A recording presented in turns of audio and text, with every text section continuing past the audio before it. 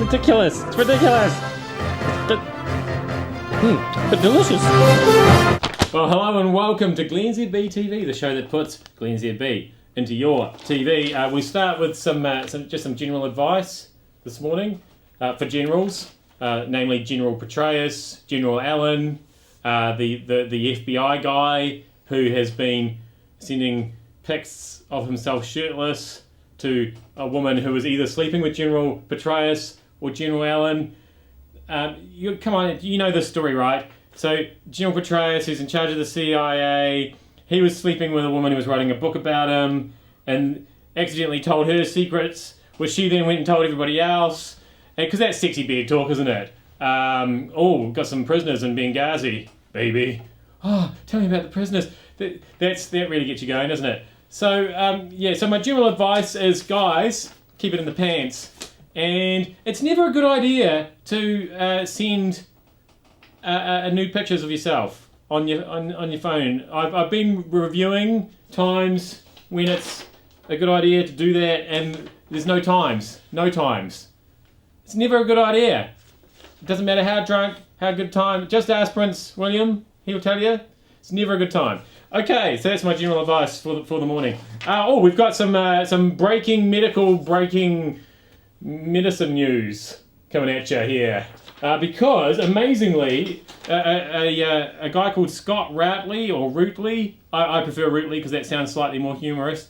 It turns out he's been able to communicate after lying in a vegetative state for 12 years because just using the power of thought. They figured out how to read people's minds. They can ask them yes or no questions, and just by thinking yes or no, they've figured out how to communicate with people who can't otherwise communicate what they're thinking. And this is a major breakthrough because obviously, if we can just apply this same technology to women, men will get into a lot less trouble because finally we will know what's going on in their heads, which will be massive progress.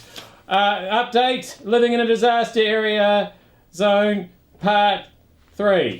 Return of the killer. So the story so far, no hot water in the kitchen.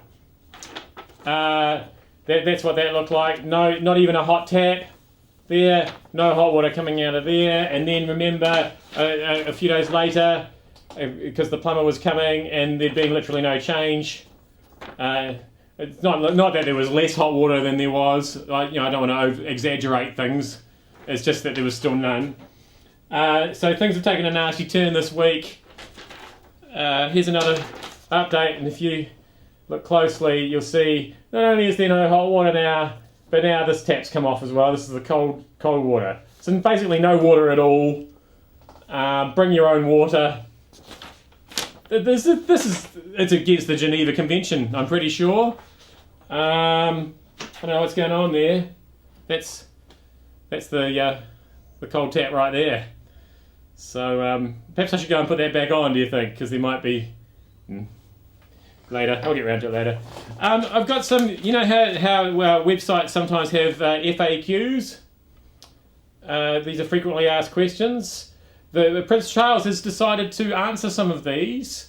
The Claridge House, they've gone online to dispute some myths about Prince Charles. Things like, does he get 7 boiled eggs for breakfast every morning and then just chooses the best one and just eats that one and then wastes the other 6? Apparently he does not do this. They've also, people think that he drives a Bentley, which is a bit ironic given that he's always banging on about the environment, and a Bentley uses about 1 petrol station's worth of petrol per kilometre. But no, that's not true either. Doesn't drive a. So anyway, these are all sort of fairly obvious kinds of things. So I've got a few LFAQs, the less frequently asked questions about the prince here. Is he really just a tall hobbit? Is one. Because he got massive ears, really odd nose, strange walk. Just throwing that out. Very keen to go to Weta Workshop today. Just throwing that out there. Does he actually know what his own name is?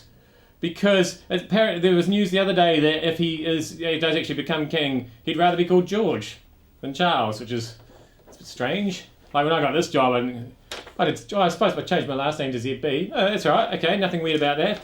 Third less frequently asked question for Prince Charles. How does it feel to be the unwanted heir to a throne that has become almost completely irrelevant and wields no power whatsoever, weighed down by the knowledge that both your sons ride a wave of popularity you could never hope to aspire to? So just throwing that out there. I'm still waiting for an answer on some of those questions. And we'll finish with a dead dog retraction for you this morning. Caused quite a stir yesterday when I revealed that I had fed my dog copious amounts of chocolate and killed it. This is ridiculous, of course. I would never feed my dog chocolate. To be honest, I don't even have a dog. I don't know whose dog that was.